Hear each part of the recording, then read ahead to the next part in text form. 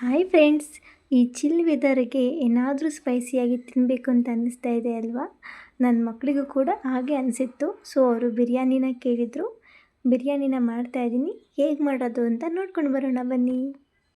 Welcome to Vidya's lifestyle vlogs. ನೋಡಿ friends, ನಾನಿವತ್ತು ನಾಟಿ ಸ್ಟೈಲ್ ದೊನ್ನೆ ಬಿರಿಯಾನಿನ ಹೇಗೆ ಮಾಡೋದು ಅಂತ ನಿಮಗೆಲ್ಲ ತೋರಿಸ್ತಾ ಇದ್ದೀನಿ.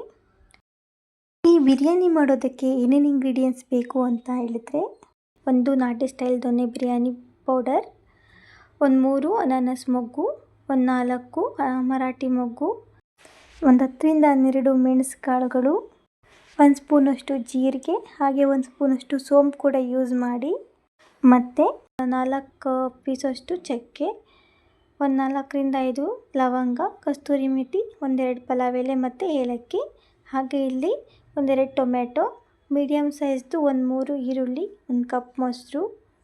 ಇದು ನೋಡಿ 1 ಹಿಡಿಯೋಷ್ಟು ಶುಂಠಿ, 1 ಹಿಡಿಯೋಷ್ಟು ಬೆಳ್ಳುಳ್ಳಿ, ಹಾಗೆ 1 ಹಿಡಿಯೋಷ್ಟು ಕೊತ್ತಂಬರಿ, ಪುದೀನ, ಹಾಗೆ ಒಂದು 4 ಹಸಿಮೆಣಸಿನ್ಕಾಯಿನ ರುಬ್ಬಿಟ್ಕೊಂಡಿದ್ದೀನಿ. ಇನ್ನೊಂದು ಸ್ವಲ್ಪ ಕೊತ್ತಂಬರಿ ಮತ್ತು ಪುದೀನ ಸೊಪ್ಪನ್ನ ಹೆಚ್ಚಿಟ್ಕೊಂಡಿದ್ದೀನಿ. ನಾನು ಇಲ್ಲಿ 2 ಗ್ಲಾಸ್ ಆಗೋವಷ್ಟು ಅಕ್ಕಿನ ತೊಗೊಂಡಿದ್ದೀನಿ. ಈ ಗ್ಲಾಸಲ್ಲಿ ತೊಗೊಂಡಿದ್ದೀನಿ. ಸೊ ಇದಕ್ಕೆ ಇಷ್ಟು ಐಟಮ್ಸು ಬೇಕಾಗುತ್ತೆ.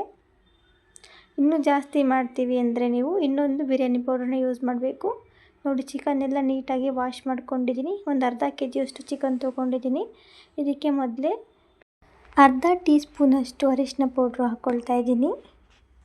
ಇದಕ್ಕೆ ನೆಕ್ಸ್ಟು 1 ಟೇಬಲ್ ಸ್ಪೂನಷ್ಟು ಚಿಲ್ಲಿ ಪೌಡರ್ನ ಕೂಡ ಆ್ಯಡ್ ಮಾಡ್ಕೊಳ್ತಾ ಇದ್ದೀನಿ. ನಮ್ಮನೆ ಚಿಲ್ಲಿ ಪೌಡರ್ ತುಂಬ ಖಾರ ಇತ್ತು, ಸೊ ಸ್ವಲ್ಪ ಕಡಿಮೆನೇ ಯೂಸ್ ಮಾಡ್ಕೊಂಡಿದ್ದೀನಿ. ನಿಮಗೆ ಖಾರ ಹೇಗೆ ತಿಂತೀರಾ ಅದರ ಅನುಗುಣವಾಗಿ ನೀವು ಆ್ಯಡ್ ಮಾಡ್ಕೊಳ್ಳಿ. ಸ್ವಲ್ಪ ಜಾಸ್ತಿ ಖಾರ ತಿಂತೀವಿ ಅಂದರೆ ಸ್ವಲ್ಪ ಜಾಸ್ತಿ ಹಾಕ್ಕೊಳ್ಳಿ. ಒಂದು ಅರ್ಧ ಸ್ಪೂನಷ್ಟು ಜೀರಿಗೆ ಪೌಡರು ಮತ್ತು ಗರಂ ಮಸಾಲ ಪೌಡರ್ನು ಕೂಡ ಆ್ಯಡ್ ಮಾಡ್ಕೊಳ್ತಾ ಇದ್ದೀನಿ. ನೆಕ್ಸ್ಟು ಇಲ್ಲಿ 1 ಸ್ಪೂನಷ್ಟು ಸಾಲ್ಟನ್ನ ಹಾಕ್ಕೊಳ್ತಾ ಇದ್ದೀನಿ. ಸಾಲ್ಟು ನೋಡಿ ಆ್ಯಡ್ ಮಾಡ್ಕೊಳ್ಳಿ. ಯಾಕೆ ಅಂದರೆ ಬಿರಿಯಾನಿ ಪೌಡರ್ ಪ್ಯಾಕಲ್ಲಿ ಸಾಲ್ಟು ತುಂಬ ಇರುತ್ತೆ. ಹಾಗೆ ಇಲ್ಲಿ ನಾನು 1 ಕಪ್ಪಷ್ಟು ಮೊಸರನ್ನು ಕೂಡ ಆ್ಯಡ್ ಮಾಡ್ಕೊಳ್ತಾ ಇದ್ದೀನಿ. ಎಲ್ಲದನ್ನು ನೀಟಾಗಿ ಮಿಕ್ಸ್ ಮಾಡಿಕೊಡಿ. ಚೆನ್ನಾಗಿ ಎಲ್ಲದನ್ನು ಕಲಸಿ ಒಂದು 10ರಿಂದ 15 ನಿಮಿಷ ಮ್ಯಾರಿನೇಟ್ ಆಗೋದಕ್ಕೆ ಇಡಿ. ಇಲ್ಲ ಈ ಥರ ಇಡೋದಕ್ಕೆ ಟೈಮ್ ಇಲ್ಲ ಅಂದರೆ ಡೈರೆಕ್ಟಾಗಿ ನೀವು ಬಿರಿಯಾನಿ ಮಾಡುವಾಗ ಸ್ಪೈಸಸ್ಸು, ಈರುಳ್ಳಿ, ಟೊಮೆಟೊ ಪೇಸ್ಟು ಎಲ್ಲ ಆ್ಯಡ್ ಮಾಡಿದ ಮೇಲೆ ಚಿಕನ್ನೆಲ್ಲ ಆ್ಯಡ್ ಮಾಡಿಕೊಂಡು ಈ ಐಟಮ್ಸ್ಗಳನ್ನು ಕೂಡ ಹಾಕ್ಕೊಳ್ಬೋದು. ಇದನ್ನು ಒಂದು 10ರಿಂದ 15 ನಿಮಿಷ ಹಾಗೆ ಎತ್ತಿಡೋಣ. ಇವಾಗ ಬಿರಿಯಾನಿ ಮಾಡೋದಕ್ಕೆ ಸ್ಟಾರ್ಟ್ ಮಾಡೋಣ ಬನ್ನಿ. ನೆಕ್ಸ್ಟು ಸ್ಟವ್ ಆನ್ ಮಾಡಿಕೊಂಡು ಕುಕ್ಕರ್ನ ಇಟ್ಕೊಂಡಿದ್ದೀನಿ. ಇಲ್ಲಿ ನಾನು ಒಂದು 2 ಸ್ಪೂನಷ್ಟು ತುಪ್ಪನ ಯೂಸ್ ಮಾಡ್ತಾಯಿದ್ದೀನಿ. ಸೊ ಬಿರಿಯಾನಿಗೆ ಯಾವುದಕ್ಕೆ ಆದ್ರೂ ಸಹ 1-2 ಸ್ಪೂನ್ ತುಪ್ಪ ಇದ್ದರೆ ಹಾಕ್ಕೊಳ್ಳಿ. ಈವನ್ ಪಲಾವು ಕೂಡ ಚೆನ್ನಾಗಿರುತ್ತೆ. ತುಪ್ಪ ಹೆಲ್ದಿ ಅಲ್ವಾ. ಸೊ ಆಯಿಲ್ನ ಒಂದು 3ರಿಂದ 4 ಸ್ಪೂನಷ್ಟು ಹಾಕ್ಕೊಳ್ತಾ ಇದ್ದೀನಿ. ಎಣ್ಣೆ ಎಲ್ಲ ಕಾದ ನಂತರ ಏನೆಲ್ಲ ಸ್ಪೈಸಸ್ ತೊಗೊಂಡಿದ್ವಿ ಅಲ್ವಾ, ಅದನ್ನೆಲ್ಲ ಆ್ಯಡ್ ಮಾಡ್ಕೊಳ್ಳೋಣ. ಇದನ್ನು ಹೈ ಫ್ಲೇಮಲ್ಲಿ ಇಟ್ಕೊಳ್ಬೇಡಿ, ಯಾವಾಗಲೂ ಸ್ವಲ್ಪ ಲೋ ಫ್ಲೇಮಲ್ಲೇ ಇಟ್ಕೊಡಿ. ಇಲ್ಲಾಂದರೆ ಎಲ್ಲ ಸ್ವಲ್ಪ ಸೀದೋಗೋ ಥರ ಆಗಿಬಿಡುತ್ತೆ.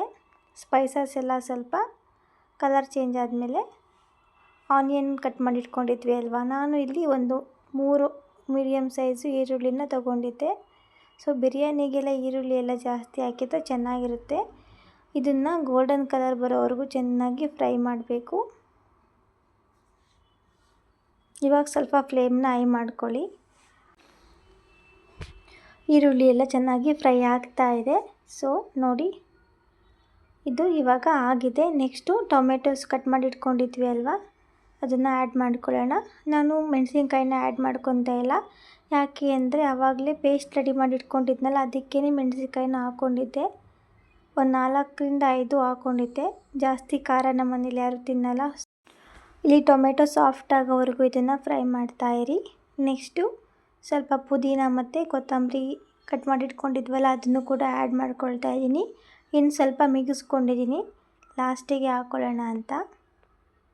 ಇದನ್ನು ಕೂಡ ಚೆನ್ನಾಗಿ ಫ್ರೈ ಮಾಡಿಕೊಡಿ. ಯಾವ ಅಡುಗೆ ಮಾಡಬೇಕಾದ್ರೂ ಅಷ್ಟೇ ಹಸಿ ವಾಸನೆ ಹೋಗೋವರೆಗೂ ಚೆನ್ನಾಗಿ ಫ್ರೈ ಮಾಡಿಕೊಂಡ್ರೆ ರುಚಿ ತುಂಬ ಚೆನ್ನಾಗಿರುತ್ತೆ. ಸೊ ಪೇಷನ್ಸಿಂದ ಚೆನ್ನಾಗಿ ಎಲ್ಲನೂ ಫ್ರೈ ಮಾಡ್ಕೊಳ್ಳಿ. ನೆಕ್ಸ್ಟು ಪೇಸ್ಟ್ ಮಾಡಿ ಇಟ್ಕೊಂಡಿದ್ವಲ್ಲ ಶುಂಠಿ, ಬೆಳ್ಳುಳ್ಳಿ, ಪುದೀನ, ಕೊತ್ತಂಬರಿ ಮತ್ತು ಹಸಿಮೆಣಸಿನ್ಕಾಯಿ ಎಲ್ಲ ಹಾಕ್ಕೊಂಡು ಅದನ್ನು ಆ್ಯಡ್ ಮಾಡ್ಕೊಳ್ತಾ ಇದ್ದೀನಿ. ಇದು ಎಲ್ಲ ಒಂದೊಂದು ಇಡೀ ಪ್ರಮಾಣದಲ್ಲಿ ತೊಗೊಂಡಿದ್ದೆ ನಾನು. ಸೊ 2 ಲೋಟ ಅಕ್ಕಿಗೆ ಇಷ್ಟು ಸಾಕು.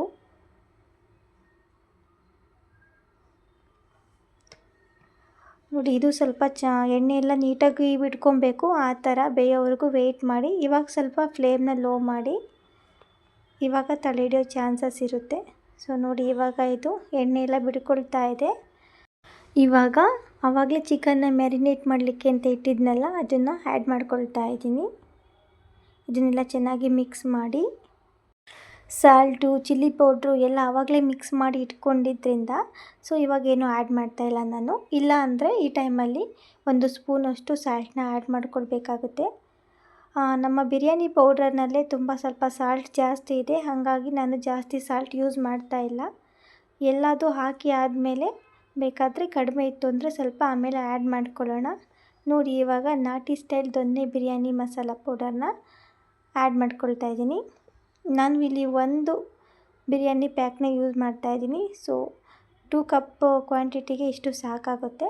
ಇನ್ನೂ ಜಾಸ್ತಿ ಮಾಡ್ತೀನಿ, 1 kg ಅಷ್ಟು ಅಕ್ಕಿನ ಯೂಸ್ ಮಾಡ್ತೀವಿ ಅಂದರೆ ಇಲ್ಲಿ 2 ಬಿರಿಯಾನಿ ಪ್ಯಾಕ್ನಾದರೂ ಯೂಸ್ ಮಾಡ್ಕೊಳ್ಬೇಕಾಗುತ್ತೆ ನೀವು. ಸೊ ನೋಡಿ, ಸಾಕು ಇಷ್ಟೇ.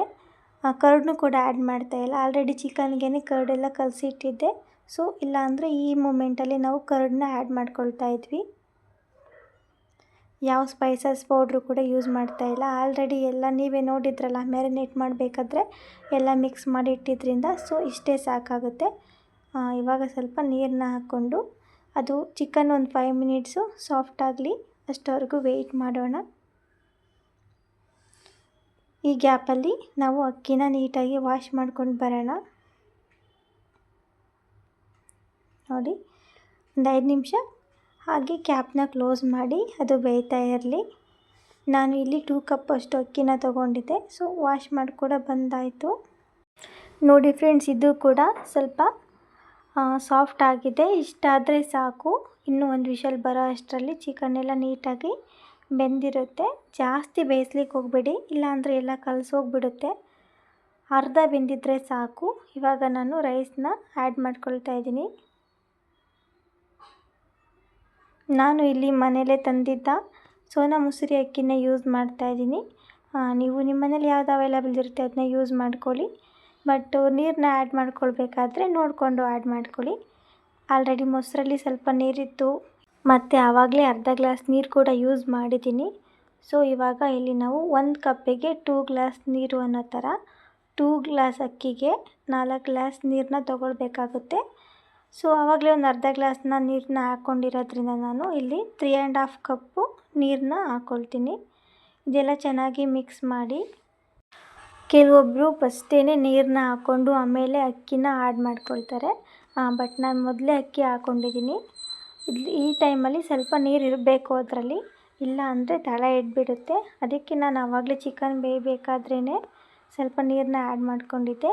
ನೋಡಿ, ಇವಾಗ ಇದೇ ಗ್ಲಾಸಲ್ಲಿ ಅಕ್ಕಿ ತೊಗೊಂಡಿರೋದು ನಾನು, ಅದೇ ಗ್ಲಾಸಲ್ಲಿ ನೀರು ಕೂಡ ಆ್ಯಡ್ ಮಾಡ್ಕೊಳ್ತಾ ಇದ್ದೀನಿ. ಯಾವಾಗಲೂ ಕೂಡ 1 ಕಪ್ ಅಕ್ಕಿಗೆ 2 ಗ್ಲಾಸ್ ನೀರನ್ನ ಹಾಕ್ಕೊಳ್ಳಿ ಅದೇ ಕಪ್ಪಲ್ಲಿ, ಆವಾಗ ಪರ್ಫೆಕ್ಟಾಗಿ ಬರುತ್ತೆ ಬಿರಿಯಾನಿ. ನಾನು ಇಲ್ಲಿ ಕುಕ್ಕರ್ನಲ್ಲಿ ಮಾಡ್ತಾಯಿದ್ದೀನಿ. ನೀವು ಪಾತ್ರೆಯಲ್ಲಿ ಕೂಡ ಮಾಡ್ಬೋದು. ಇದೇ ಥರ ಸೇಮ್ ರೂಲ್ಸ್ ಫಾಲೋ ಮಾಡಬೇಕು. ಬಟ್ ಪಾತ್ರೆಯಲ್ಲಿ ಮಾಡಬೇಕಾದ್ರೆ ಆವಾಗ ಈ ಥರ ಸ್ಪೂನಿಂದ ಕೈ ಆಡ್ತಾ ಇರಬೇಕು, ಇಲ್ಲ ಅಂದರೆ ಅದು ಕೂಡ ತಳ ಹಿಡ್ಬಿಡುತ್ತೆ. ಸೊ ನೋಡಿ, ಇವಾಗ ಫೈನಲಿ ನಾನು ಇನ್ನು ಮಿಕ್ಕಿದ್ದು ಸ್ವಲ್ಪ ಸೊಪ್ಪು ಇಟ್ಕೊಂಡಿದ್ನಲ್ಲ ಅದನ್ನು ಕೂಡ ಆ್ಯಡ್ ಮಾಡ್ಕೊಂಡಿದ್ದೀನಿ. ಸಾಲ್ಟ್ ಏನು ಮತ್ತೆ ಆ್ಯಡ್ ಮಾಡಲಿಲ್ಲ ನಾನು, ಅದೇ ಸಾಕಾಯಿತು. ಅದಕ್ಕೆ ಹೇಳಿದ್ದು ಸಾಲ್ಟನ್ನ ನೋಡಿಬಿಟ್ಟು ಹಾಕ್ಕೊಡಿ.